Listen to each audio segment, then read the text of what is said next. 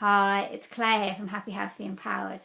Now spring is officially here and I just want to do a video on connecting to the healing power of nature, even if pain or fatigue or other symptoms mean you can't actually walk very far. Now I remember when I couldn't walk very far and just getting to the bathroom could be pretty exhausting. But I had a shiatsu practitioner who recommended that I get outside and connect to nature because it was very healing. So I'm just going to share with you in this video some of the tips that I found when I started getting out into nature. So the first tip would be, even if you can't maybe walk very far, would just be to get outside, sit on a bench in your garden, or even get someone to drive you to a local park or wood or beauty spot and find a bench or a log and just sit in the sun. And obviously you get the benefits of vitamin C from your sun, but also it just feels really nice and warming.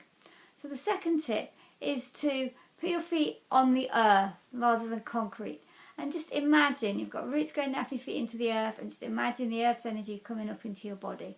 And this can be very grounding, and if you just imagine that energy building in your body, it's quite powerful.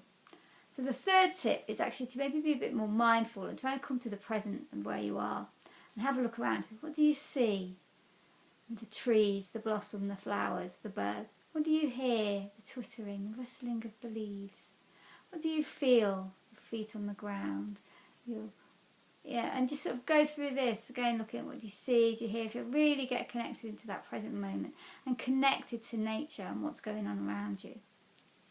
So my fourth tip is for when you actually feel like you're able to walk a bit further, and that tip is to walk on the earth again. So it gives the benefits of tip 2. But also, if you are struggling with pain, so when I started I had sort of intermittent sciatica and knee pain, and walking on concrete pavement could be very jarring and could irritate it. But if you walk on the earth, like on soft grass, it's much more gentle. So that's a really good way for getting started. And the fifth tip, which may be dependent on how kind of agile you are and balanced, is to actually walk on uneven ground. I found this really helpful in that as you walked you had to kind of shift the body weight to compensate for the uneven ground, and it meant that when my muscles started to strengthen, they strengthened in a more kind of balanced and even way. So I'm going to just summarise now my 5 tips, which are: 1, to get outside and at least sit on a bench, to feel the sun on your face, to feel your feet on the ground and imagine the energy coming up from the earth. To be mindful as to the sounds, the sights and the feelings of what's going on around you. To walk on the earth itself and not on concrete. And finally, to walk on uneven ground. So I hope you found those tips quite useful, and that the weather will brighten up so that we can all get outside and connect more to that healing power of nature.